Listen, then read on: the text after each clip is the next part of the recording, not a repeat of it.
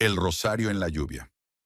La lluvia caía como puñaladas sobre las calles de Tepito esa noche de octubre.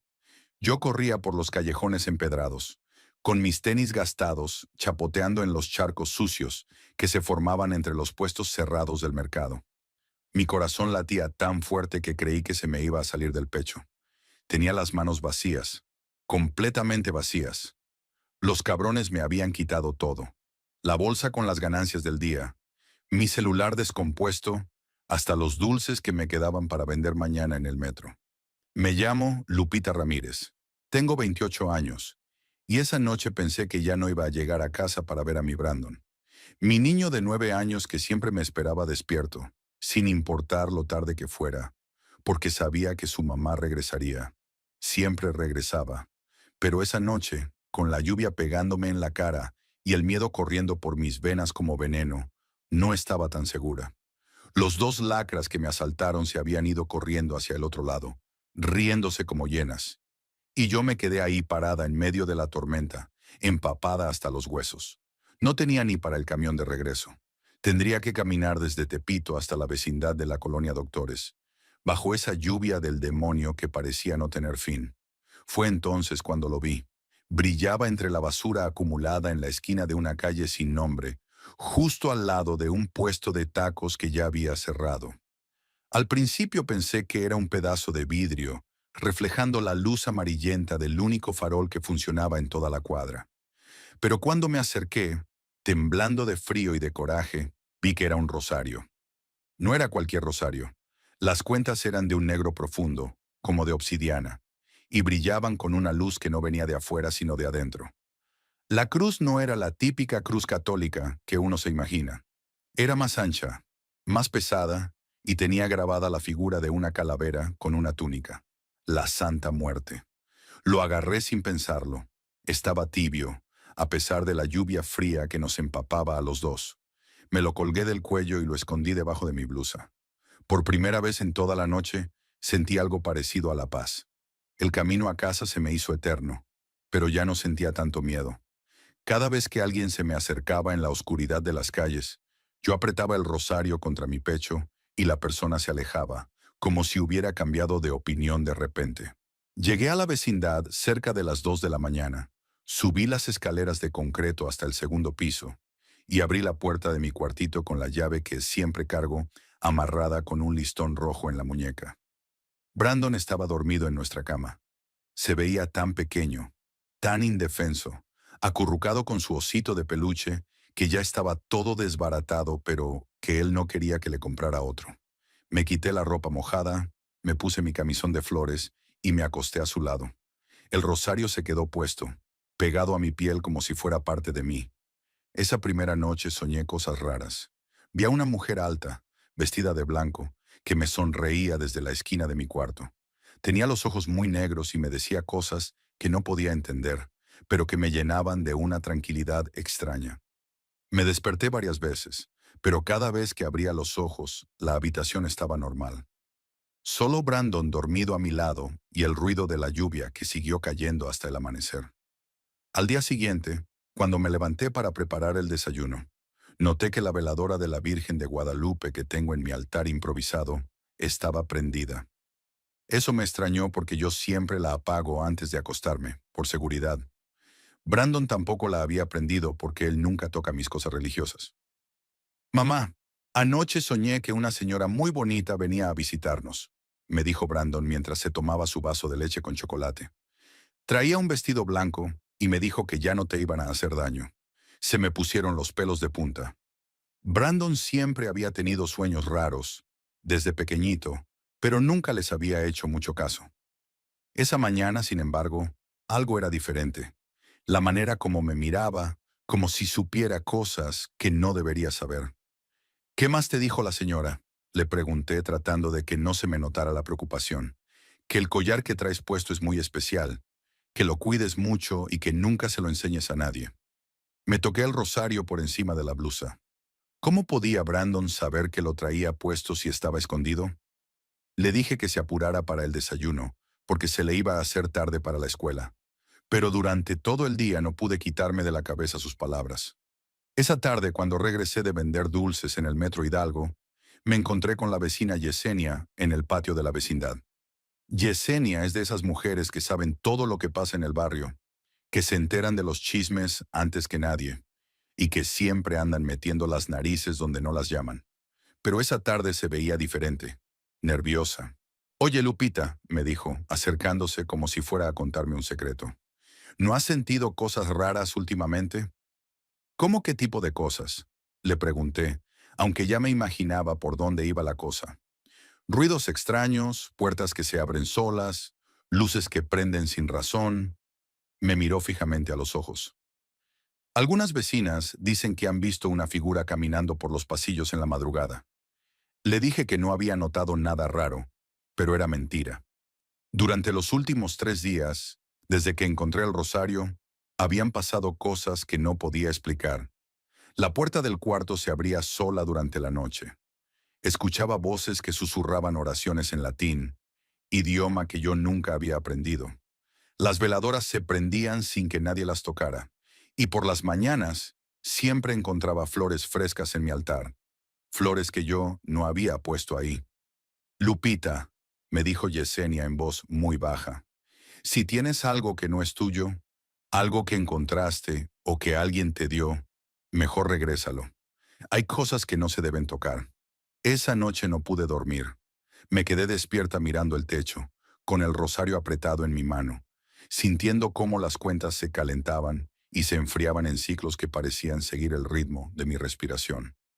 Brandon dormía profundamente, pero de vez en cuando hablaba en sueños. Decía nombres que yo no conocía y fechas que no tenían sentido. Fue cerca de las 3 de la mañana cuando escuché los pasos en el pasillo. Pasos lentos, pesados, como de alguien que arrastra los pies. Se acercaban a mi puerta. El rosario se puso tan caliente que casi me quemó la piel. Los pasos se detuvieron justo frente a mi cuarto. Lupita, susurró una voz ronca desde el otro lado de la puerta. Abre, necesito hablar contigo. Reconocí la voz de inmediato. Era don Chencho, el anciano indigente que vive en los cartones del callejón de atrás. ¿Pero qué hacía don Chencho en la vecindad a las 3 de la mañana? ¿Y cómo había subido hasta el segundo piso con lo mal que estaba de las piernas? No abrí la puerta, pero sí le hablé a través de ella. Don Chencho, ¿qué hace aquí? Es muy tarde. Ese rosario que tienes... Su voz sonaba diferente, más clara, menos borracha que de costumbre. Yo se lo entregué a la flaca bonita hace 30 años. Se lo di cuando mi hija murió en el hospital, cuando los doctores no pudieron hacer nada por ella. Se me heló la sangre. Don Chencho le decía a la flaca bonita a la Santa Muerte. No sé de qué me habla, don Chencho. Mejor váyase a descansar. Lupita, escúchame bien. Ese rosario te va a proteger, pero también va a atraer cosas. Gente que lo va a querer. Gente que va a hacer cualquier cosa por tenerlo. Cuando eso pase, no se lo des a nadie. Nunca. ¿Me oíste? Los pasos se alejaron lentamente, y yo me quedé ahí sentada en la cama, temblando. Brandon se movió entre sueños y murmuró. Ya se fue el señor, mamá. Dice que no tengas miedo. Al día siguiente fui a buscar a don Chencho a su lugar de siempre, detrás del mercado, pero no estaba. Le pregunté a otros indigentes del barrio y me dijeron que don Chencho había muerto hace 2 semanas, que lo habían encontrado en el callejón, pero que su cuerpo desapareció del servicio forense antes de que pudieran enterrarlo. Esa información me dejó helada durante días. ¿Con quién había hablado esa noche? ¿Qué clase de poder tenía este rosario que llevaba colgado del cuello? Las cosas extrañas siguieron pasando, pero ya no me daban tanto miedo. De hecho, empecé a sentir que el rosario me protegía. Cuando iba en el metro vendiendo dulces, los rateros se alejaban de mí como si hubieran visto al diablo. Los hombres que antes me molestaban con comentarios groseros, ahora bajaban la mirada cuando pasaba. Brandon había dejado de tener pesadillas y ahora dormía tranquilo toda la noche. Fue hasta la tercera semana que apareció el Güero Martínez.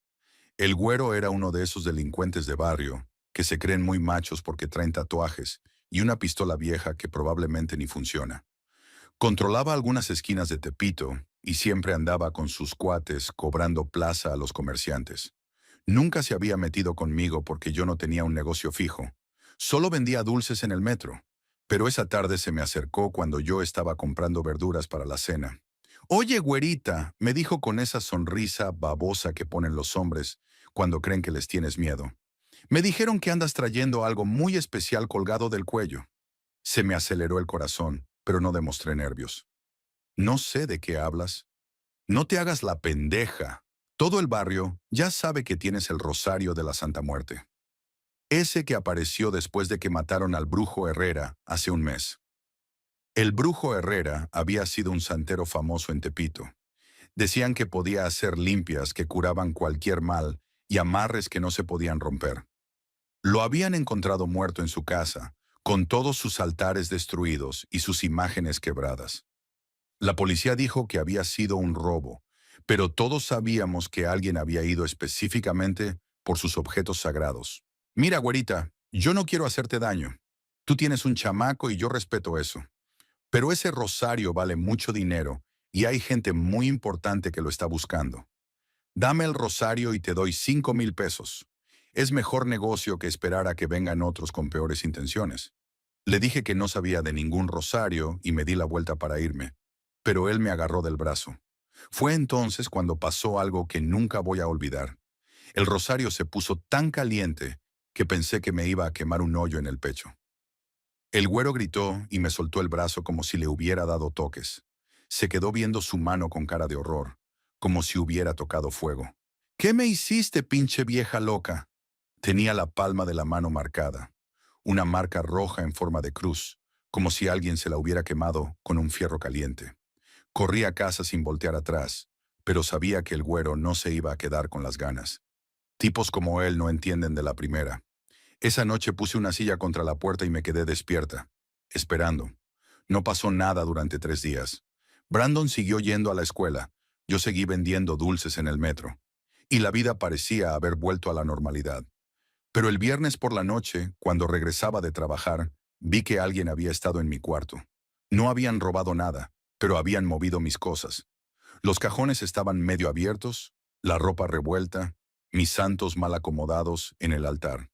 Alguien había estado buscando el rosario. Brandon llegó de casa de su madrina 1 hora después. Se veía preocupado. Mamá, anoche soñé que venían hombres malos a buscarte.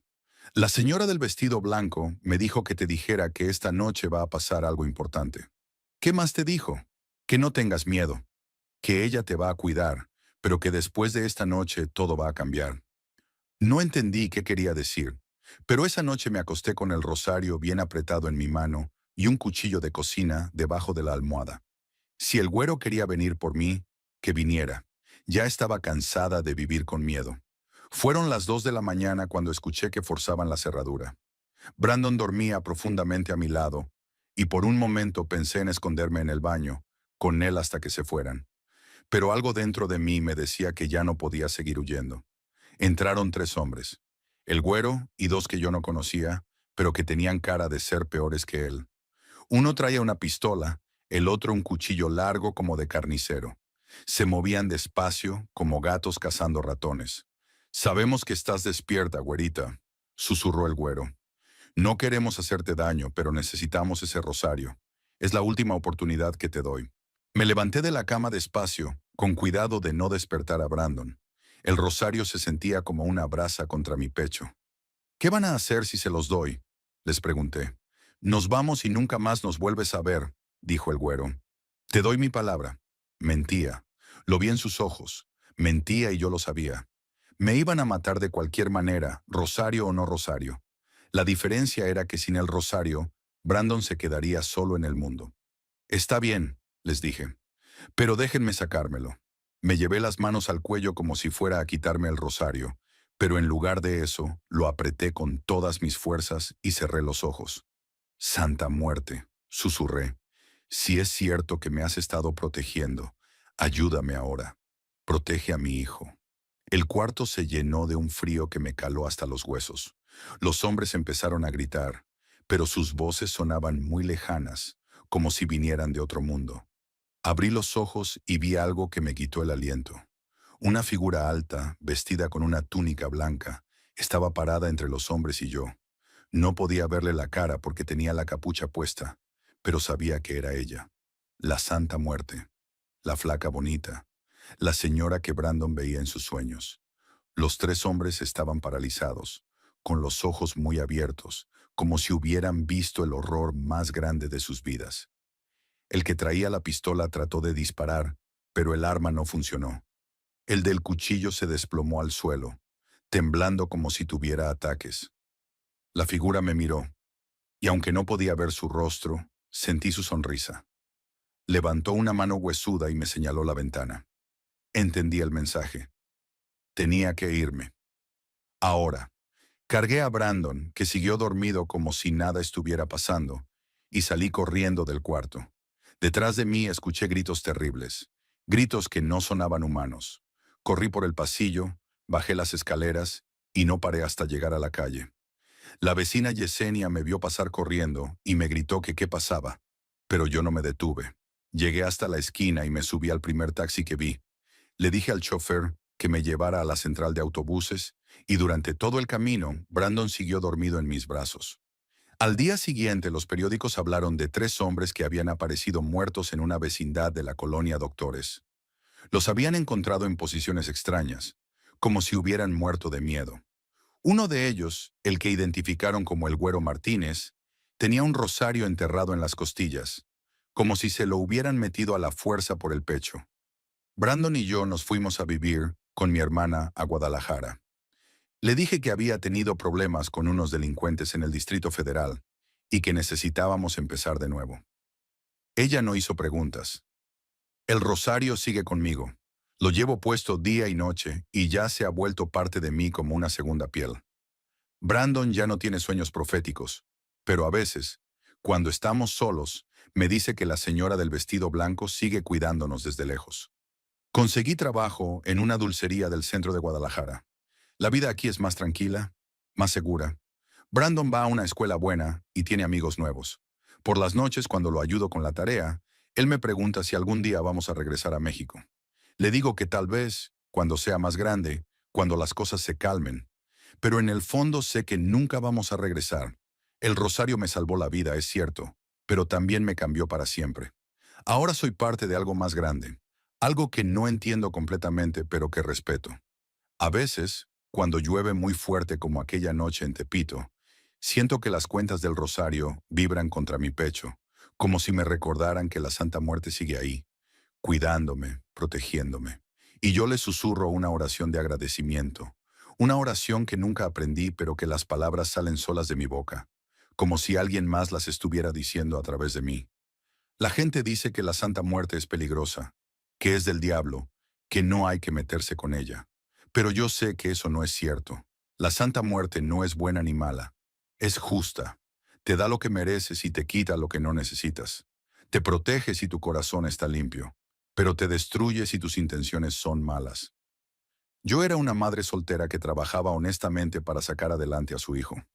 El Güero Martínez era un delincuente que vivía haciendo daño a gente inocente. Cuando nos enfrentamos esa noche, la Santa Muerte decidió quién merecía seguir viviendo y quién no. El rosario sigue siendo tibio contra mi pecho mientras escribo esto. Brandon duerme en su cama nueva, en su cuarto nuevo, soñando sueños de niño normal. Mañana va a ir a la escuela, va a jugar con sus amigos, va a hacer la tarea, va a tener la infancia que yo nunca pude darle en Tepito. Y yo voy a seguir levantándome temprano para ir a trabajar, voy a seguir ahorrando cada peso para su futuro, voy a seguir siendo la mejor madre que pueda ser, porque ahora sé que no estoy sola. Tengo una protectora que no me va a abandonar nunca, una guardiana que cuida mis pasos desde las sombras. La lluvia ha empezado a caer otra vez aquí en Guadalajara. Es una lluvia suave, no como aquella tormenta terrible de Tepito. Pero cuando la escucho contra la ventana, recuerdo esa noche que cambió mi vida para siempre. La noche que encontré el rosario. La noche que la Santa Muerte decidió que yo merecía una segunda oportunidad. Y por eso, cada noche antes de dormir, le rezo una oración de agradecimiento. No la oración que me enseñaron en el catecismo cuando era niña, sino una oración que sale del corazón. Una oración que habla de gratitud y de fe, de protección y de justicia. Porque ahora sé que los milagros existen, solo que a veces llegan vestidos de negro, en medio de la lluvia, cuando menos los esperamos. La cabaña del Monte de las Ánimas. Nunca creí en esas pendejadas de fantasmas ni santos milagrosos. Soy Miguel, pero todos me dicen el Cholo, y vengo de Nezahualcóyotl, donde los únicos milagros que he visto son sobrevivir al metro en hora pico y que me paguen completa la raya cada viernes. Trabajo de albañil desde los 16, con estas manos callosas que han levantado más muros que los que he derribado en mi vida. Llegué a Valle de Bravo en octubre del año pasado. La constructora nos había mandado a Kevin y a mí para una obra grande, una casa de fines de semana, para un político que quería su refugio lejos del smog chilango. El trabajo estaba bien pagado, 3 semanas mínimo, hospedaje incluido en un hotel modesto del centro. Valle de Bravo siempre me había parecido un lugar de fresas. Pero el dinero es dinero. El primer día todo iba normal. Kevin, mi compa de Iztapalapa, llegó conmigo en el mismo camión. Éramos los únicos foráneos en la cuadrilla. El resto eran locales, que nos veían con esa desconfianza típica de los pueblos cuando llegan los chilangos.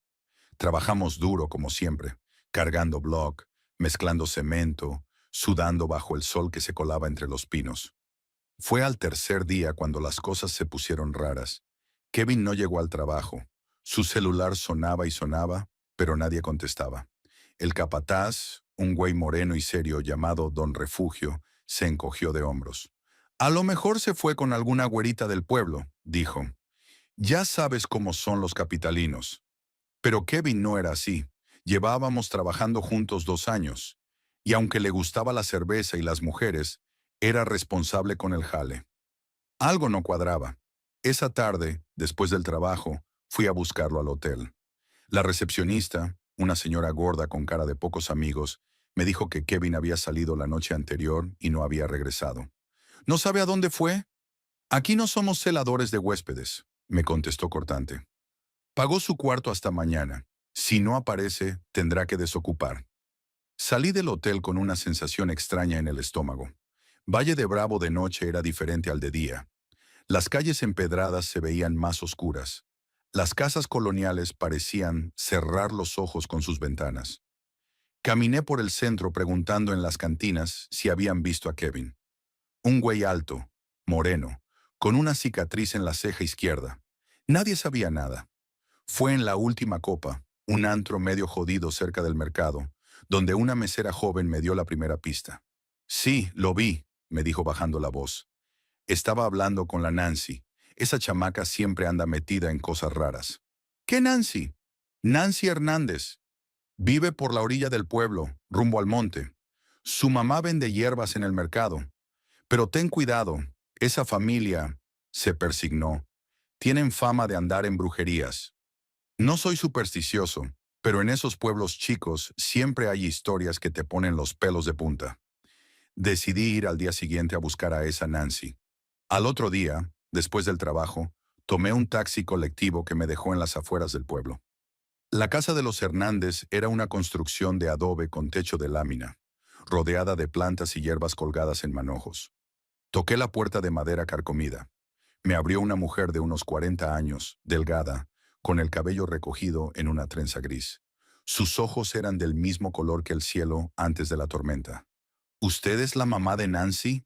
Doña Natividad Hernández, se presentó. ¿Qué necesita? Le expliqué lo de Kevin. Su expresión cambió, se puso seria. Nancy está adentro. Pase. La casa olía a copal y hierbas secas. Las paredes estaban llenas de imágenes religiosas, vírgenes, santos, pero también otras figuras que no reconocí. En una esquina había un altar con veladoras encendidas y una imagen que me heló la sangre. La Santa Muerte, con su túnica negra y su guadaña reluciente. Nancy apareció desde una habitación interior. Era una adolescente de unos 16 años, muy delgada, con el cabello largo y negro que le cubría parte de la cara. Tenía unos ojos enormes, demasiado grandes para su rostro, y cuando me miró sentí como si pudiera ver a través de mí. «Usted es el amigo del Kevin», me dijo. No era una pregunta. «Sí. ¿Sabes dónde está?» Nancy intercambió una mirada con su madre. Doña Nati suspiró profundo. «Siéntese, joven. Nancy, cuéntale lo que viste». La muchacha se sentó frente a mí, sin dejar de mirarme con esos ojos que parecían dos pozos negros. Kevin me buscó antier en la noche. Dijo que había escuchado historias sobre la cabaña del monte, la que está por el camino viejo a Colorines. Quería que lo llevara. ¿Qué cabaña? La cabaña del Monte de las Ánimas, respondió doña Nati. Un lugar maldito donde nadie debe ir, especialmente cuando se acerca el Día de Muertos. Nancy continuó. Le dije que no fuera, que era peligroso, pero él no me hizo caso. Dijo que eran puros cuentos de indios ignorantes. Sus ojos se llenaron de lágrimas. Ella me dijo que iba a pasar algo malo. ¿Ella? Nancy señaló el altar de la Santa Muerte. La flaca bonita. Ella me habla desde que era niña. Me dijo que su amigo estaba en peligro, pero que había otro que vendría a arreglar las cosas. Un escalofrío me recorrió la espalda. No creía en esas cosas, pero el modo en que la chamaca hablaba era tan natural, tan sincero, que era difícil no tomarla en serio. ¿Dónde está esa cabaña? No vaya, me suplicó doña Nati. Ese lugar está lleno de almas en pena. Hace años, cuando yo era joven, hubo una masacre ahí. Gente que practicaba rituales oscuros, que profanaba lo sagrado. Murieron todos, pero sus espíritus quedaron atrapados. Con todo respeto, señora, yo no creo en fantasmas. Solo quiero encontrar a mi amigo. Nancy se levantó de repente y fue al altar. Tomó un rosario negro que colgaba junto a la imagen de la Santa Muerte. Si va a ir, lleve esto. Y cuando llegue la medianoche, rece. No importa si no sabe las oraciones, solo rece con el corazón. Tomé el rosario. Era pesado, las cuentas parecían hechas de hueso o algo similar. No quería llevarlo, pero algo en la mirada de la muchacha me convenció. Doña Nati me dio las indicaciones para llegar a la cabaña. Quedaba a unos 5 kilómetros del pueblo, por una vereda que se desviaba del camino principal a Colorines. Me advirtió que si no encontraba a Kevin antes del anochecer, regresara al pueblo y esperara hasta el amanecer. Salí de ahí cuando el sol empezaba a ponerse detrás de los cerros. El taxi colectivo me dejó en la desviación del camino a Colorines, y desde ahí tuve que caminar. La vereda era angosta, cubierta de hojas secas que crujían bajo mis botas. El bosque era denso, pinos enormes que bloqueaban lo poco que quedaba de luz solar. Conforme avanzaba, empezó a hacer más frío. Una neblina espesa comenzó a levantarse del suelo, haciendo que la visibilidad fuera cada vez menor. Los sonidos del bosque se intensificaron, crujidos de ramas, movimientos entre los arbustos, y a lo lejos el aullido de algún animal que no pude identificar. La cabaña apareció de repente, como si hubiera surgido de la neblina misma. Era una construcción rústica de madera y piedra, con un techo de tejas rojas cubiertas de musgo. Tenía 2 ventanas pequeñas a los lados de la puerta principal, como ojos que me observaran en la penumbra. A pesar de que se veía abandonada, había luz adentro. Me acerqué con cuidado. La puerta estaba entreabierta. Empujé despacio y entré. El interior era una sola habitación grande, con vigas de madera en el techo y un piso de tierra apisonada. En el centro había una mesa de madera con restos de velas derretidas. Pero lo que más me impactó fue el fondo de la cabaña. Había un altar improvisado con tablones de madera, y sobre él otra imagen de la Santa Muerte, más grande y elaborada que la de casa de Nancy. Esta tenía una túnica negra bordada con hilos dorados, y en las cuencas de los ojos 2 piedras rojas que parecían brillar con luz propia. Frente al altar había velas encendidas, velas frescas, como si alguien las hubiera prendido hace poco. «¡Kevin!», grité. «¿Estás aquí?».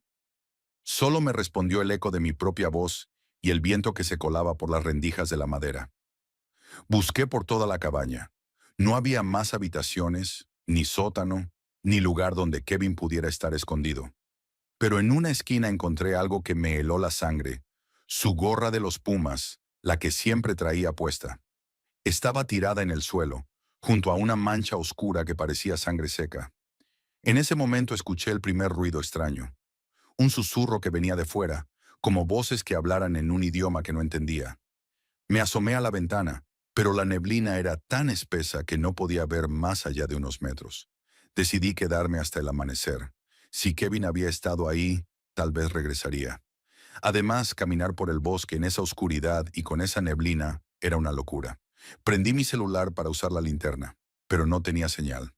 La batería marcaba completa, pero la pantalla parpadeaba como si algo interfiriera con la electricidad. Dejé el teléfono en la mesa y me senté en una silla de madera que crujía con mi peso. Las horas pasaron lentamente. Los ruidos del exterior se intensificaron. Ya no eran solo susurros, ahora parecían lamentos, como si alguien estuviera llorando en el bosque. De vez en cuando escuchaba pasos rodeando la cabaña, pasos pesados que se detenían frente a la puerta o las ventanas. A las 11 de la noche, los lamentos se volvieron gritos, gritos desesperados que salían de diferentes puntos del bosque, como si varias personas estuvieran siendo torturadas al mismo tiempo. Me levanté y eché el pestillo a la puerta, aunque sabía que si algo realmente quería entrar, esa madera vieja no lo detendría. Fue entonces cuando recordé el rosario que Nancy me había dado. Lo saqué del bolsillo y lo sostuve entre mis manos. Las cuentas se sentían heladas, más frías que el aire de la cabaña. A las 11:30, los gritos cesaron de repente. El silencio fue peor que el ruido. Era un silencio tan profundo que podía escuchar mi propio corazón latiendo. Me quedé parado en el centro de la cabaña, con el rosario en las manos, sin atreverme a moverme. Entonces escuché la voz. Era una voz de mujer, suave pero clara, que venía del altar. Hablaba en náhuatl, en esa lengua antigua que algunos viejitos del pueblo todavía usaban. No entendía las palabras, pero el tono era de súplica, como si estuviera pidiendo algo. Me volteé hacia el altar. Las velas seguían encendidas, pero ahora las llamas eran más altas y se movían sin que hubiera viento. La imagen de la Santa Muerte parecía haber cambiado de posición. Juraría que antes tenía la cabeza hacia el frente, pero ahora la tenía ligeramente inclinada hacia mí. La voz siguió hablando, y de pronto entendí una palabra. Miguel. Me estaba llamando por mi nombre. ¿Quién está ahí?, pregunté con la voz quebrada. La respuesta no vino en palabras, sino en imágenes que aparecieron en mi mente como relámpagos. Vi la cabaña hace años, llena de gente vestida de negro. Vi rituales sangrientos, sacrificios humanos frente al altar. Vi a un grupo de personas del pueblo que llegó a detenerlos. Una pelea violenta, muerte por todos lados. Vi cuerpos enterrados apresuradamente en el bosque, sin bendición, sin paz. Y vi a Kevin. Lo vi llegar a la cabaña 2 noches antes, curioso y burlón. Lo vi encontrar algo en el bosque, tal vez los restos de aquellas muertes antiguas. Y lo vi desaparecer entre los árboles, perseguido por sombras que no eran completamente humanas. Cuando las visiones terminaron, me encontré arrodillado frente al altar, con el rosario apretado entre mis manos. Las lágrimas corrían por mis mejillas sin que me diera cuenta. ¿Qué quieren de mí?, susurré. La voz respondió, pero ahora hablaba en español, con un acento antiguo. Redención, Miguel. Las almas que murieron aquí necesitan descanso. Tú has sido elegido para dárselo. ¿Elegido por quién? Por la que cuida a los olvidados, por la que protege a los que no tienen protección. Ella me envió a ti. En ese momento, la imagen de la Santa Muerte se iluminó con una luz propia. No era una luz normal, era plateada, como la luna llena, y me llenaba de una paz extraña que contrastaba con el terror que había sentido antes. ¿Qué tengo que hacer? Encontrar los huesos, enterrarlos como es debido, rezar por sus almas. Solo así podrán descansar, y solo así tu amigo será liberado. Kevin está vivo, su cuerpo sí, su alma está atrapada con las otras, hasta que todas encuentren paz. Me levanté temblando. La luz de la imagen se desvaneció, pero las velas siguieron ardiendo. Tomé una de ellas y salí de la cabaña. El bosque había cambiado. La neblina se había aclarado un poco, y ahora podía ver figuras translúcidas moviéndose entre los árboles. No me dieron miedo. De alguna manera, sabía que me estaban guiando. Caminé siguiendo a las sombras durante lo que parecieron horas. Me llevaron a un claro en el bosque donde la tierra se veía removida en varios puntos. Con mis manos comencé a cavar en el primer montículo. No tuve que cavar profundo. Los huesos estaban ahí, blanqueados por el tiempo, mezclados con jirones de ropa antigua. Con cuidado, los fui sacando y colocándolos sobre una manta que había traído de la cabaña. Encontré los restos de 5 personas, hombres, mujeres, Tal vez algún niño. Todos habían muerto violentamente. Algunos cráneos tenían fracturas, otros huesos mostraban cortes de machete o cuchillo. Cuando terminé de reunir todos los huesos, las sombras me guiaron a otro lugar del bosque, un pequeño promontorio donde la tierra era más suave. Ahí cavé una sola fosa grande y coloqué todos los restos juntos, como una familia que finalmente se reunía. Mientras los enterraba, comencé a rezar. No sabía oraciones formales, así que hablé desde el corazón. No sé quiénes fueron ustedes, ni por qué murieron así, pero merecen descansar en paz.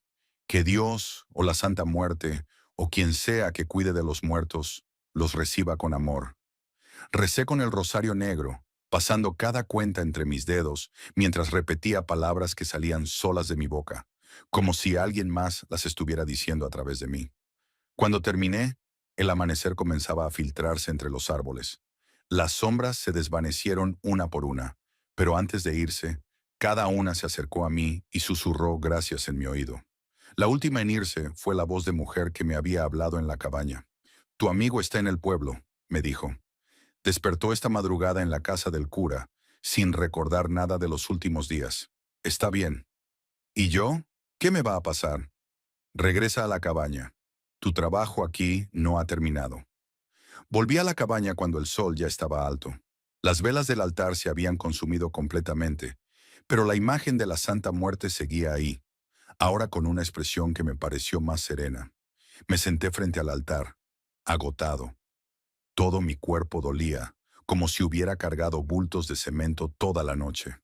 Cerré los ojos solo un momento, y entonces todo se volvió negro. Desperté en el hospital de Valle de Bravo. Doña Nati estaba sentada junto a mi cama, tejiendo algo con estambre negro. ¿Qué pasó? Pregunté con la voz ronca. Te encontraron unos excursionistas cerca de la cabaña. Habías caído por un barranco y te pegaste la cabeza con una piedra. Estuviste clínicamente muerto durante 3 minutos. ¿Muerto? Sin pulso, sin respiración, pero regresaste. Me miró con esos ojos grises que parecían conocer todos los secretos del mundo. Nancy dijo que ibas a regresar. Ella supo que habías cumplido tu misión. Kevin apareció en la casa del padre Anselmo hace 3 días, sin recordar nada. Dice que lo último que recuerda es haber salido del hotel la noche que desapareció. Está bien, preocupado por ti. Me quedé en el hospital 2 días más. Los doctores decían que era un milagro que estuviera vivo, que la caída debería haberme matado. Pero yo sabía la verdad. Cuando salí del hospital, medio pueblo me estaba esperando. Corrió la voz de que había estado muerto y había resucitado. La gente me miraba con una mezcla de respeto y temor. Kevin vino a verme esa misma tarde. No recordaba nada de lo que había pasado, pero me abrazó como si no me hubiera visto en años. ¿Qué chingados pasó, carnal? Me preguntó. Me dijeron que me encontraron dormido en la iglesia y a ti medio muerto en el monte. No le conté la verdad. ¿Cómo le explicas a alguien que estuvo atrapado entre fantasmas durante 3 días? Le dije que había ido a buscarlo, que me caí y me golpeé la cabeza. Pero Nancy sabía. Cuando fui a regresar el rosario negro, me sonrió con esa sonrisa que parecía guardar 1000 secretos. Se siente diferente ahora, ¿verdad? Me dijo. Tenía razón. Desde que desperté en el hospital, todo se sentía distinto. Los colores eran más intensos. Podía escuchar conversaciones lejanas con claridad. Y a veces, cuando caminaba por el pueblo, la gente me miraba como si pudieran ver algo en mí que yo mismo no entendía. Pero lo más extraño eran los sueños. Cada noche soñaba con la Santa Muerte. No era aterrador. Al contrario, me llenaba de una paz profunda. En los sueños ella me hablaba de otras almas perdidas, otros lugares donde la gente necesitaba ayuda. Tu verdadero trabajo apenas comienza, me decía. Ahora eres mi instrumento en este mundo. Terminamos la obra en Valle de Bravo 2 semanas después. Kevin y yo regresamos a la Ciudad de México, pero yo ya no era el mismo. No podía concentrarme en el trabajo normal. Las voces de los muertos me llamaban desde otros lugares, otras tragedias sin resolver. Renuncié al trabajo de construcción un mes después. Con los ahorros que tenía, renté un cuartito en Nesa y comencé a dedicarme a ayudar a las almas perdidas. La gente empezó a buscarme, primero los vecinos, después gente de otros barrios. Venían con historias de casas embrujadas, de familiares que habían muerto en circunstancias extrañas y no encontraban paz. Kevin pensó que me había vuelto loco. ¿En serio vas a vivir de hacer limpias y pendejadas de brujo? Me decía. Tú que siempre te burlabas de esas cosas. Pero yo sabía que no era brujería. Era algo más profundo, más real que cualquier cosa que hubiera experimentado antes. La Santa Muerte me había elegido para ser su intermediario, para ayudar a las almas que la justicia humana había olvidado. Ahora, un año después, la gente de todo el Estado de México viene a buscarme. Me llaman el Cholo de la Santa Muerte, o el Resucitado. Vivo modestamente, cobrando solo lo necesario para sobrevivir. Mi verdadera paga no es dinero, es la paz que siento cada vez que logro ayudar a un alma perdida a encontrar su camino. Todavía sueño con la cabaña del Monte de las Ánimas. A veces en esos sueños vuelvo a ver a las 5 almas que ayudé a descansar. Me sonríen desde lejos, ya en paz, ya libres. Y siempre, al final del sueño, escucho la voz de la Santa Muerte susurrándome al oído. Bien hecho, Miguel, pero hay más trabajo por hacer. Cada mañana despierto sabiendo que mi vida cambió para siempre en esa cabaña perdida en el bosque. Ya no soy el albañil escéptico que llegó a Valle de Bravo buscando trabajo. Ahora soy otra cosa, algo que ni yo mismo entiendo completamente. Pero sé una cosa con certeza. Los muertos no siempre descansan en paz, y a veces necesitan a alguien del mundo de los vivos para encontrar su camino al otro lado. Ese alguien, por razones que tal vez nunca comprenda, resulté ser yo. Y aunque a veces extraño mi vida anterior, esa vida simple donde lo único que me preocupaba era si me pagarían el viernes, no cambiaría lo que soy ahora por nada del mundo. Porque por primera vez en mi vida siento que tengo un propósito real, algo más grande que yo mismo. Y eso, carnal, no tiene precio. La promesa del Rosario Blanco. Mi nombre es Rosa Elena Canul, y hasta hace 6 meses creía que la pobreza era lo peor que podía pasarle a una familia. Vivíamos en una casa de mampostería deteriorada en la colonia San Sebastián de Mérida, donde el calor húmedo se metía entre las paredes agrietadas como una maldición que nunca nos abandonaba. Mis 4 hijos dormían en petates sobre el piso de cemento, y mi esposo Fidel llegaba cada noche oliendo a cerveza y aceite de motor, con las manos siempre sucias y los ojos vidriosos. Yo vendía dulces típicos en el centro histórico, cargando mi canasta de mimbre desde las 5 de la mañana hasta que el sol se ocultaba detrás de las cúpulas de las iglesias coloniales. Cada peso que ganaba se desvanecía como agua entre los dedos. La renta, la comida, los cuadernos escolares de los niños. Siempre faltaba algo, siempre había una necesidad esperando. Fue en una de esas tardes sofocantes de julio, cuando Ismael, el sepulturero del Panteón de San Juan, se acercó a comprarme un dulce de papaya. Era un hombre curtido por el sol, con las manos callosas y una mirada que parecía haber visto demasiadas despedidas. Mientras mordía el dulce, me contó sobre algo extraño que había encontrado esa mañana. Doña Rosa, me dijo, limpiándose el sudor con un pañuelo gastado. Usted, que es una mujer de fe, ¿qué opina de esto?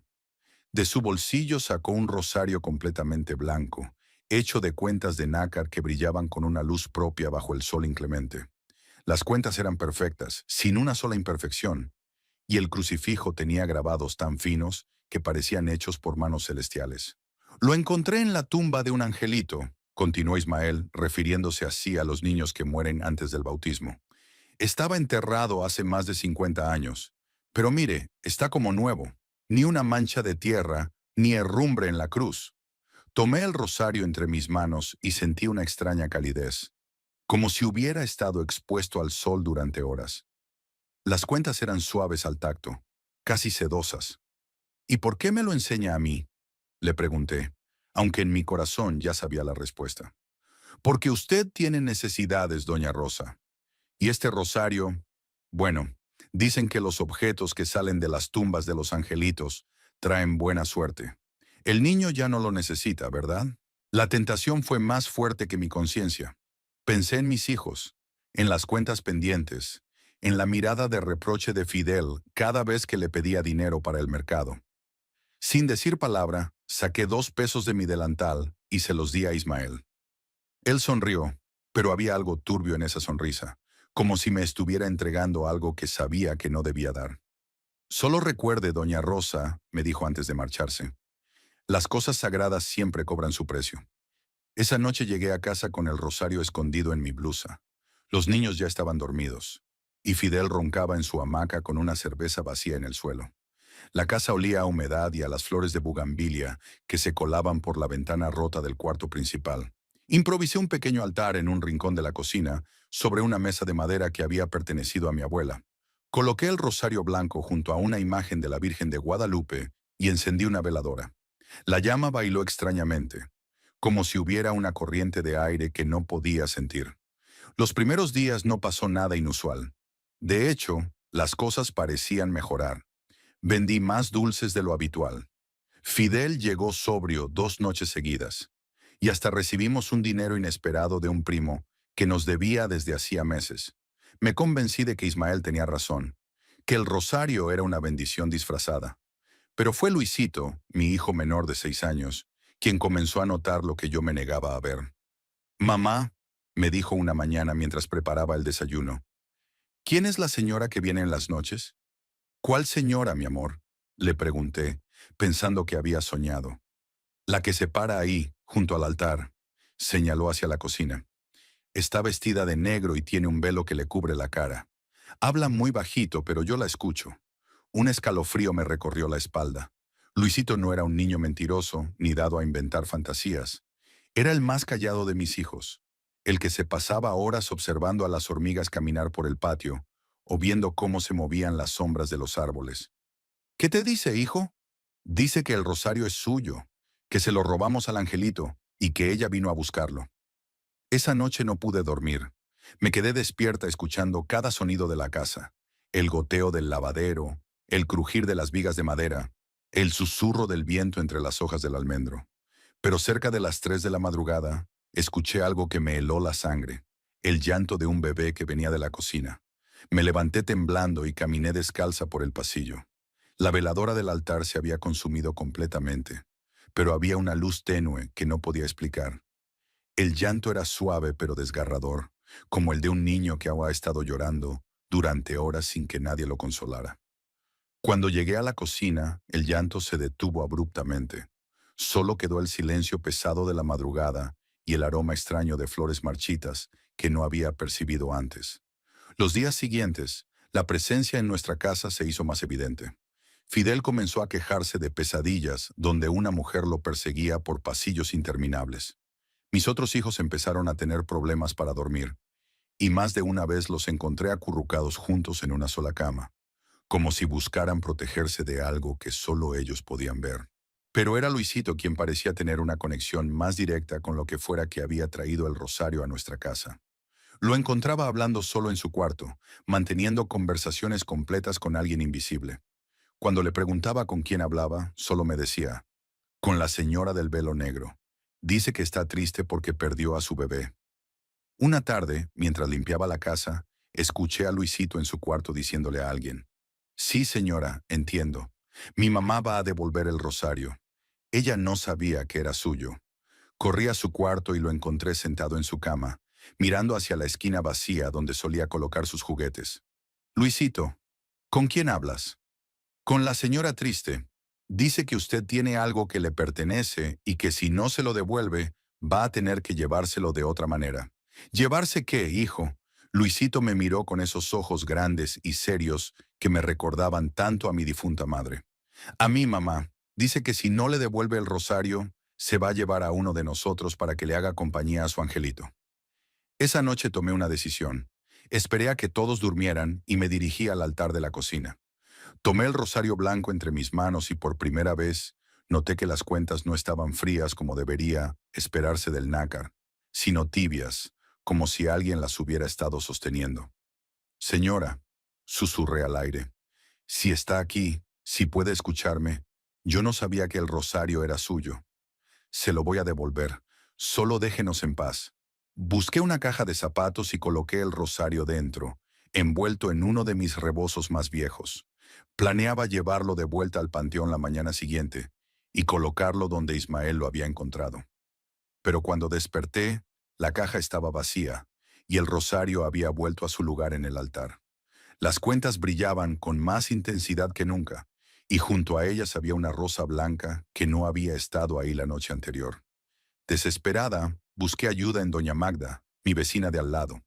Era una mujer mayor, viuda desde hacía 20 años, que tenía fama de ser buena rezandera y conocer sobre cosas del más allá.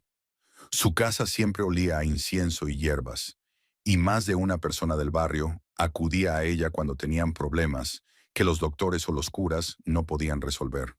Cuando le conté sobre el rosario y las apariciones, doña Magda me escuchó en silencio, asintiendo de vez en cuando, como si todo lo que le decía tuviera perfecto sentido.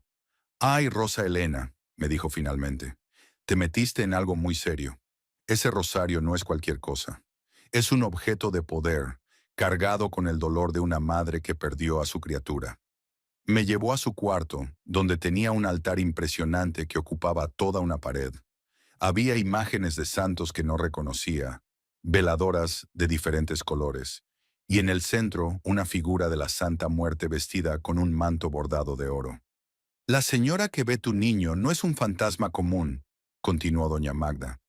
«Es una ánima en pena, una madre que murió del dolor por perder a su hijo y que no puede descansar. El rosario era lo único que la conectaba con su angelito en vida, y ahora lo usa para encontrar el camino de regreso». «¿Qué puedo hacer?», le pregunté, sintiendo cómo las lágrimas empezaban a brotar. «Hay dos caminos, mija. El primero es devolver el rosario exactamente donde lo encontraron, pero ya viste que ella no lo va a permitir. Se ha encariñado con tu familia, especialmente con Luisito, porque ve en él la inocencia de su propio hijo. ¿Y el segundo camino?». Doña Magda se acercó a su altar y encendió una veladora roja. «El segundo es más peligroso, pero puede funcionar. Tienes que hacer un trato con ella, ofrecerle algo a cambio del rosario y de que deje en paz a tu familia». «¿Qué clase de trato?». «Eso depende de lo que ella quiera. Pero te advierto, Roselena, los tratos con las ánimas en pena siempre tienen un precio alto, a veces más alto de lo que estamos dispuestos a pagar. Decidí intentar primero devolver el rosario por las buenas. Esa madrugada, tomé el rosario y caminé hasta el Panteón de San Juan. Las calles estaban desiertas, iluminadas solo por algunos faroles que parpadeaban débilmente. El cementerio se veía ominoso bajo la luz de la luna menguante, con sus cruces y mausoleos proyectando sombras largas sobre los senderos de tierra. Encontré la tumba del angelito gracias a las indicaciones que Ismael me había dado. Una pequeña cruz de hierro oxidado con el nombre Miguel Ángel Herrera y las fechas que indicaban que había vivido solo 3 meses en 1972. No había flores frescas ni adornos, solo la hierba crecida y una sensación de abandono que me oprimía el pecho. Cavé un pequeño hoyo junto a la cruz con mis propias manos y coloqué el rosario dentro, envuelto en mi rebozo más bonito. «Aquí está su rosario, señora», dije en voz alta. «Ahora déjenos en paz, por favor». Regresé a casa con las manos sucias y el corazón esperanzado. Pero cuando entré a la cocina, el rosario estaba nuevamente en el altar, las cuentas brillando como si hubieran sido pulidas recientemente. A partir de ese momento, las manifestaciones se intensificaron.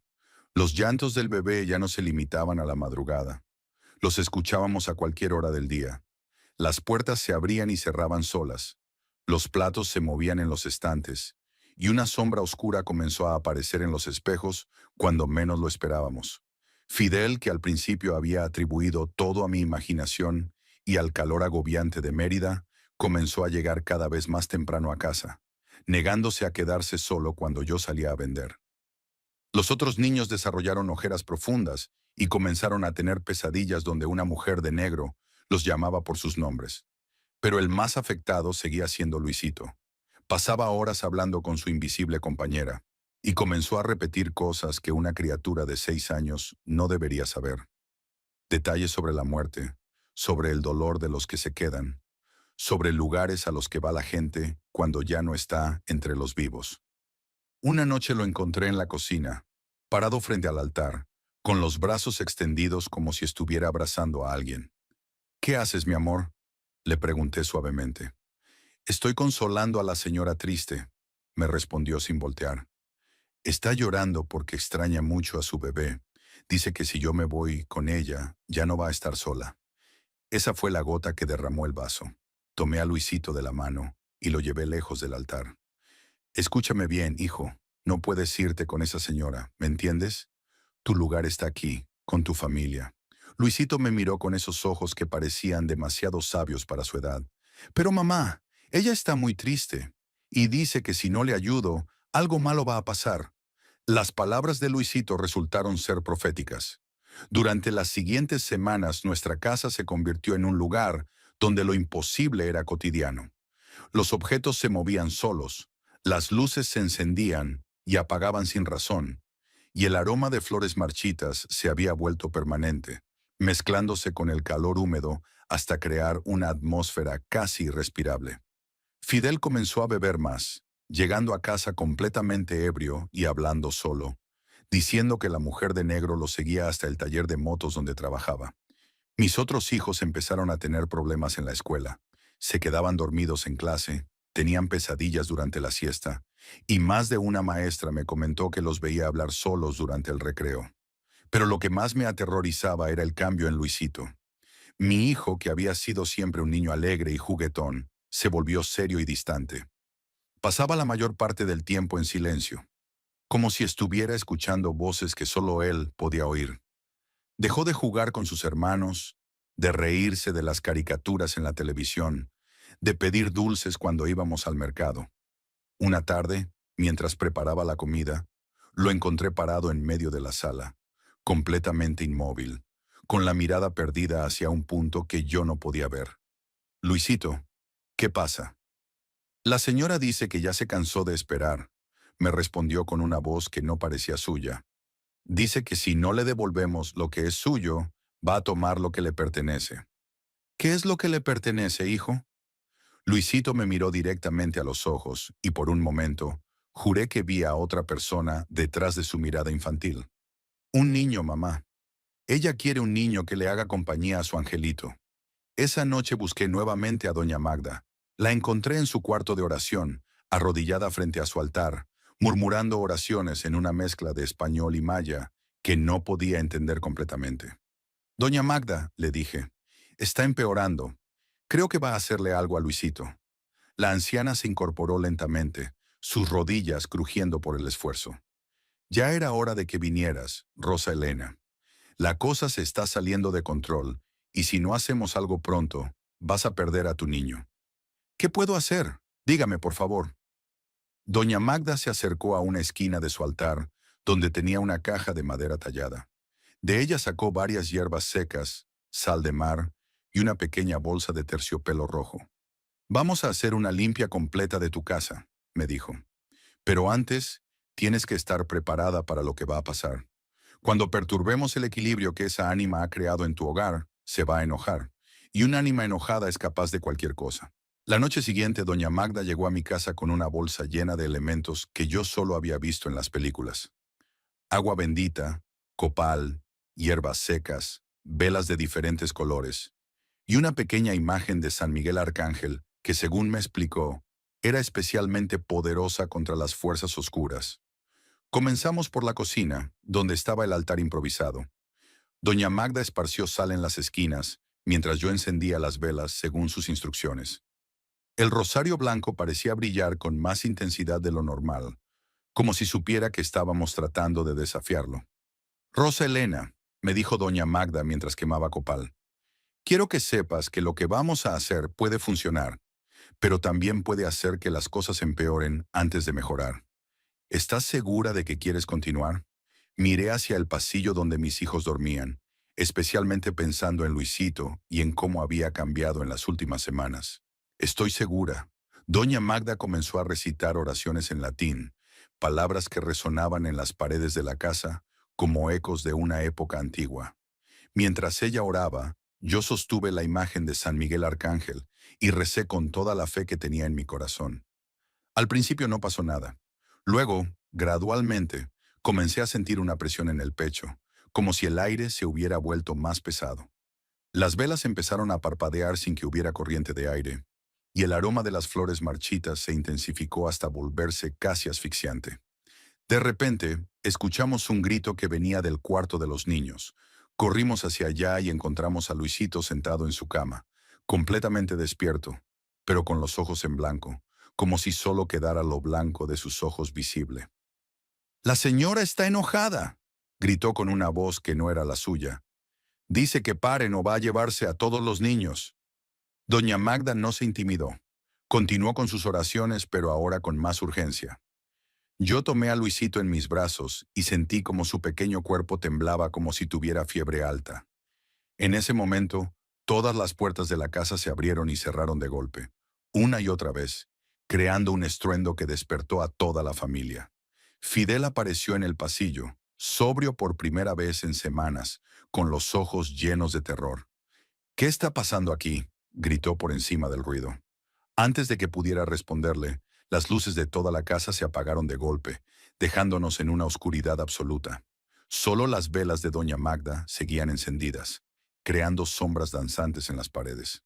Y entonces, en medio de la oscuridad, escuchamos una voz de mujer que parecía venir de todas partes a la vez. «El rosario es mío. El niño será mío. Nadie puede detenerme». Lo que siguió fueron las horas más terroríficas de mi vida. Luisito comenzó a convulsionar en mis brazos, su cuerpecito sacudiéndose violentamente mientras repetía palabras en un idioma que no reconocía. Fidel, por primera vez en años, se arrodilló junto a nosotros y comenzó a rezar el Padre Nuestro, con una desesperación que no le había visto nunca. Doña Magda continuó con sus rituales, pero yo podía ver en su rostro que estaba luchando contra algo más poderoso de lo que había esperado.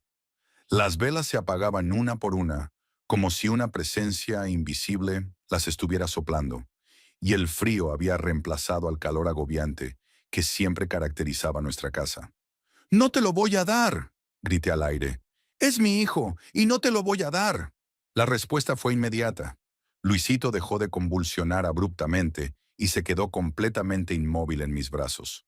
Cuando acerqué mi oído a su pecho, no pude escuchar latidos. Cuando puse mi mano frente a su nariz, no sentí respiración. «No está respirando», grité. «Doña Magda, mi niño no está respirando». La anciana dejó sus oraciones y se acercó rápidamente. Puso su oído en el pecho de Luisito y luego chequeó su pulso. Su rostro se puso pálido. «Ha dejado de latir su corazón, Rosa Elena. Tenemos que llevarlo al hospital ahora mismo». Pero yo sabía que ningún doctor podría ayudar a mi hijo con lo que le estaba pasando. Esta no era una enfermedad del cuerpo, sino algo mucho más profundo y oscuro. «No», dije con una determinación que no sabía que tenía. «Esto no va a terminar así». Cargué a Luisito hasta la cocina, donde el rosario blanco seguía brillando en el altar como si nada hubiera pasado. Lo coloqué suavemente en el suelo frente al altar y me arrodillé junto a él. «¿Qué quieres?», pregunté al aire. «¿Qué es exactamente lo que quieres de nosotros?». La temperatura de la habitación descendió aún más, y pude ver mi aliento formando vaporcitos en el aire. Entonces, lentamente, comenzó a materializarse una figura frente al altar.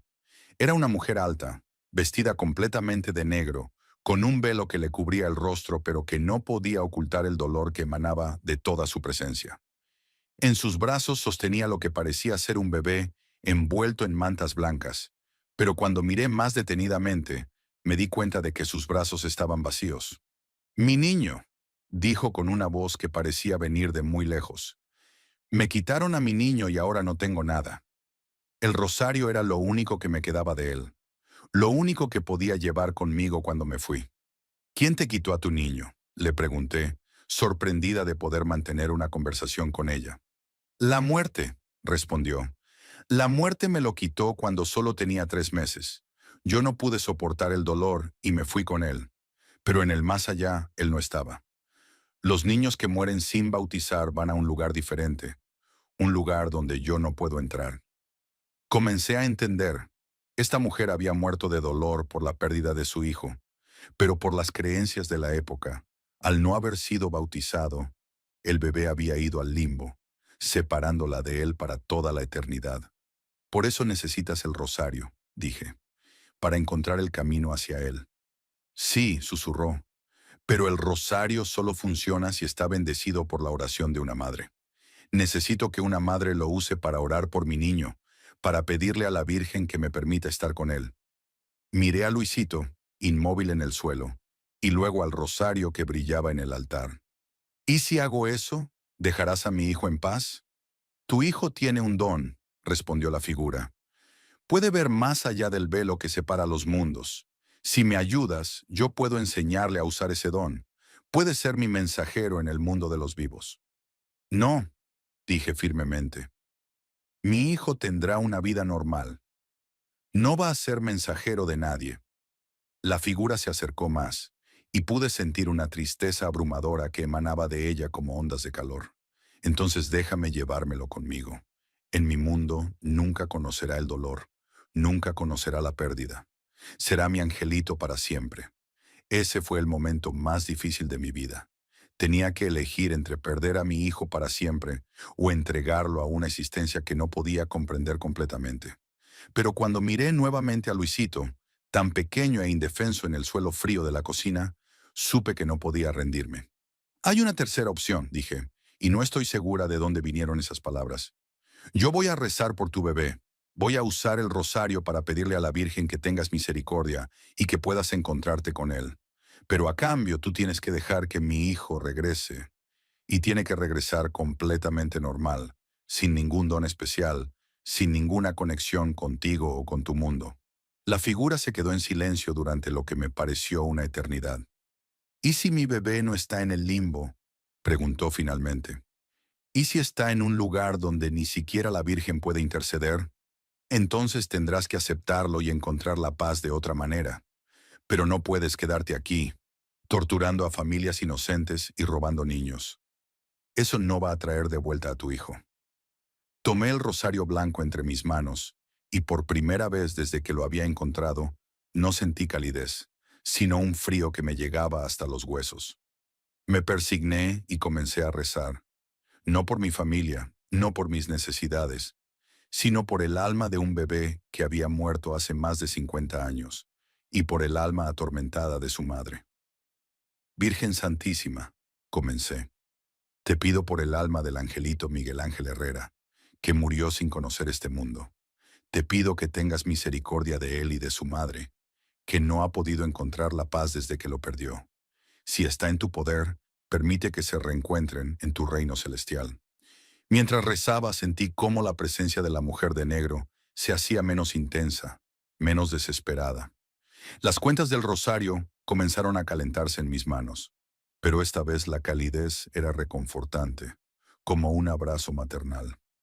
Recé las 50 avemarías del rosario completo, y con cada oración, la figura de la mujer se volvía más translúcida, menos definida.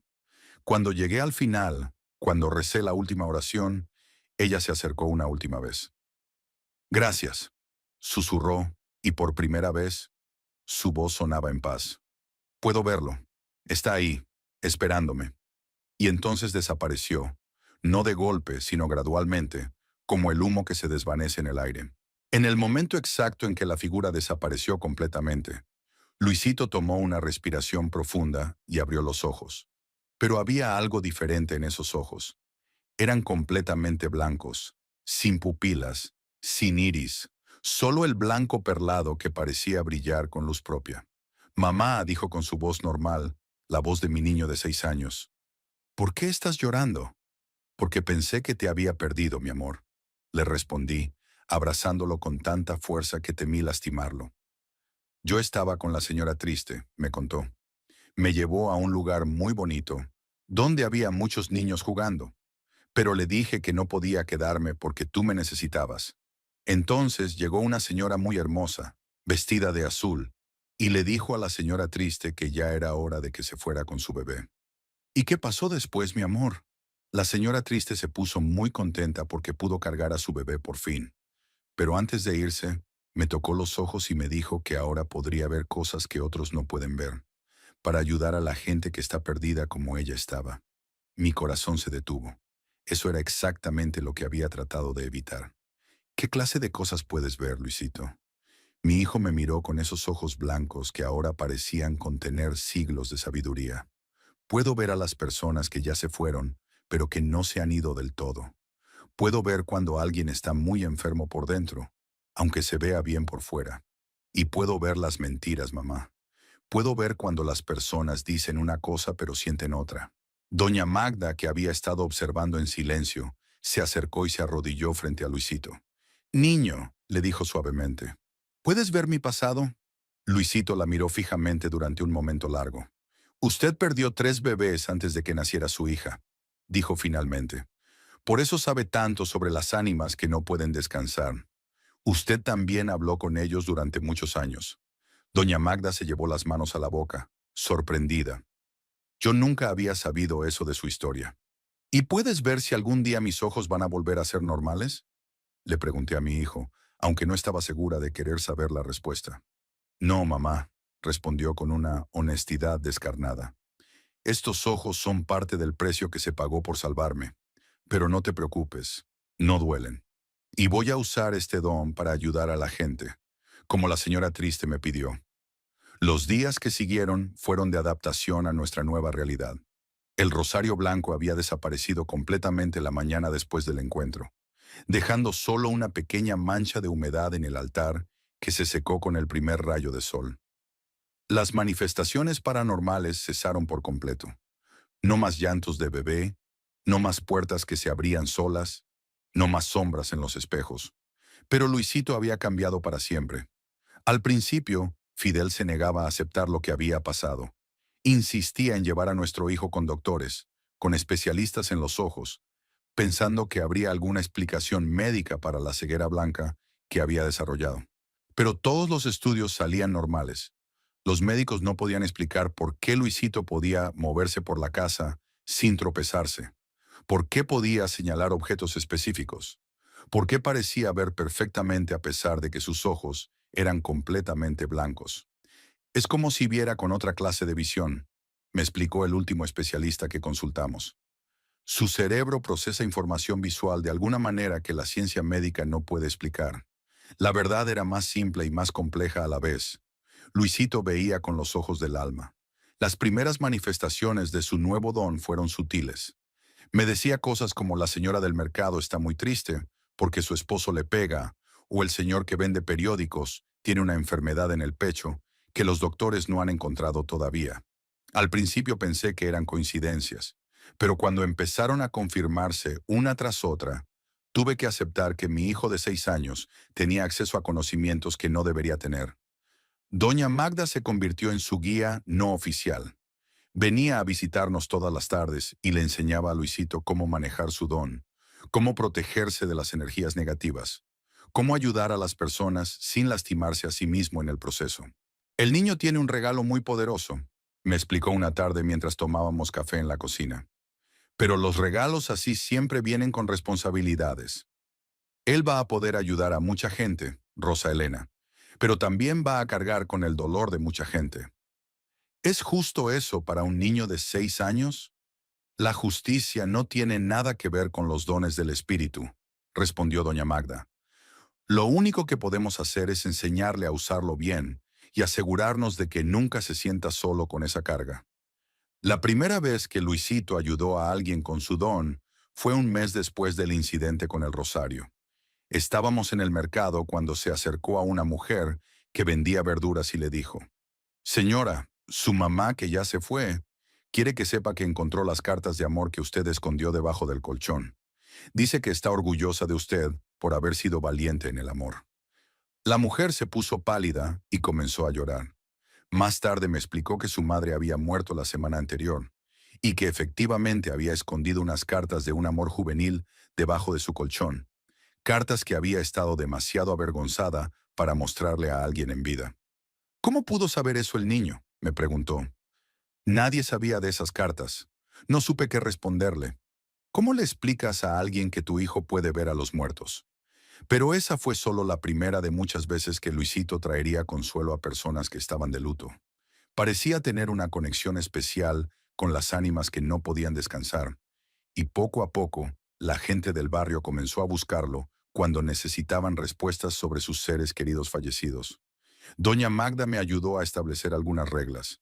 Luisito solo podía usar su don 2 veces por semana, y solo si la persona realmente necesitaba ayuda. No queríamos que se convirtiera en un espectáculo o que la gente empezara a verlo como una curiosidad. El segundo milagro fue más dramático. La hija de nuestro vecino de enfrente, una niña de 12 años llamada Carmen, había desaparecido 3 días antes. La policía la estaba buscando por toda la ciudad, pero no tenían pistas. Luisito se acercó al padre de Carmen, un hombre desesperado que no había dormido desde que su hija se fue. «Señor Miguel», le dijo, «Carmen está bien, está escondida en la casa de su abuela, la que vive cerca del cementerio. No se fue por su culpa, se fue porque tiene miedo de decirle algo importante». Miguel corrió a la casa de su suegra y efectivamente encontró a Carmen escondida en el altillo. La niña había huido porque estaba embarazada y tenía terror de decírselo a sus padres. Gracias a Luisito, la encontraron a tiempo y pudieron manejar la situación como familia. «¿Cómo sabías dónde estaba?», le pregunté esa noche. «Su abuelita muerta me lo dijo», respondió Luisito con la naturalidad con que hablaría del clima. Estaba muy preocupada por Carmen y me pidió que ayudara. Pero no todo era positivo. El don de Luisito tenía un lado oscuro que comenzamos a descubrir gradualmente.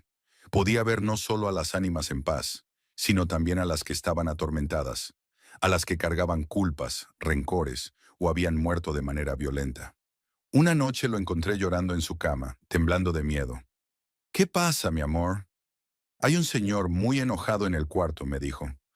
«Dice que lo mataron por dinero y que quiere venganza. Huele muy feo y no deja de gritar».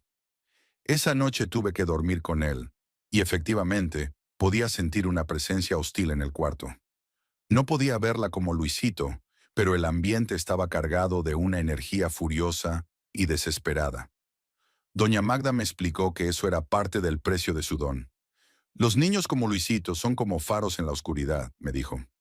«Atraen tanto a las ánimas que buscan ayuda como a las que buscan hacer daño. Va a tener que aprender a protegerse». Me enseñó una serie de oraciones y rituales de protección que tenía que hacer cada noche antes de que Luisito se durmiera. También le conseguimos un amuleto especial, una pequeña cruz de plata bendecida por un sacerdote que había tenido experiencia con casos sobrenaturales. Pero la parte más difícil era el aislamiento social. Los otros niños comenzaron a tener miedo de Luisito cuando se corrió la voz sobre su don.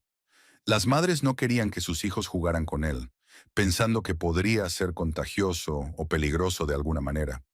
Luisito, que había sido siempre un niño sociable, comenzó a pasar más tiempo solo. Lo encontraba en el patio hablando con sus amigos invisibles, prefiriendo la compañía de los muertos a la crueldad de los vivos. «¿Te arrepientes de lo que pasó?», le pregunté una tarde mientras lo veía jugar solo. «A veces», me respondió con una honestidad que me partió el corazón. «Me gustaría poder jugar fútbol con los otros niños sin que se asusten. Pero luego pienso en toda la gente que he ayudado, y creo que vale la pena». 6 meses después del incidente con el rosario, Luisito me reveló la verdad completa sobre lo que había pasado esa noche. «Mamá», me dijo una tarde mientras preparaba la cena, «tengo que contarte algo sobre la señora triste». «¿Qué cosa, mi amor?» «Cuando me llevó a ese lugar bonito donde estaban todos los niños, no era el cielo. Era el limbo, donde van los niños que mueren sin bautizar. Y la señora de azul que vino después no era la Virgen. Se me heló la sangre». «¿Entonces quién era?» «Era la Santa Muerte», respondió Luisito. «La señora triste había hecho un pacto con ella hace muchos años. Le prometió llevarle un niño vivo, a cambio de poder ver a su bebé muerto». «¿Y por qué me estás contando esto ahora?» «Porque la Santa Muerte todavía quiere su pago. No se conformó solo con que la señora triste se fuera en paz. Quiere el alma de un niño vivo. Y ese niño soy yo». Me senté pesadamente en una silla, sintiendo cómo el mundo se tambaleaba a mi alrededor. «¿Eso significa que va a venir por ti?» «No exactamente», dijo Luisito. «Significa que cada persona que ayudo con mi don es como un pago parcial. Cada vez que traigo paz a un alma atormentada, le estoy pagando un poquito de la deuda. Pero va a tomar mucho tiempo, mamá. Muchos años. Y si no quieres seguir ayudando a la gente, si quieres tener una vida normal». Luisito me miró con esos ojos blancos que habían visto demasiado para su edad. «Entonces ella vendría por mí de inmediato. Esta es la única manera de mantenerla contenta mientras sigo vivo». Esa noche lloré como no había llorado nunca.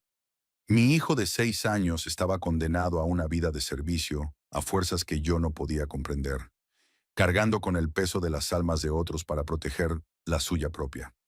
Pero al día siguiente, cuando lo vi consolando a una anciana que había perdido a su esposo, cuando vi la paz que traía a su rostro arrugado por el dolor, entendí que tal vez el destino de Luisito no era una maldición, sino una bendición disfrazada. Han pasado 12 meses desde que encontré el rosario blanco en el puesto de Ismael. Nuestra vida ha cambiado completamente, pero hemos encontrado una forma de vivir con nuestra nueva realidad. Luisito, ahora de 7 años, se ha convertido en una pequeña leyenda en el barrio. La gente viene de colonias lejanas para consultar con el niño que ve almas. Hemos establecido un pequeño consultorio en nuestra casa, donde 2 veces por semana, Luisito recibe a personas que necesitan comunicarse con sus difuntos o encontrar paz después de una pérdida. Fidel dejó de beber completamente. Dice que después de ver lo que vimos esa noche, se dio cuenta de que había cosas más importantes que el alcohol. Ahora ayuda a organizar las consultas de Luisito y se ha convertido en su protector más férreo. Mis otros hijos se han adaptado sorprendentemente bien.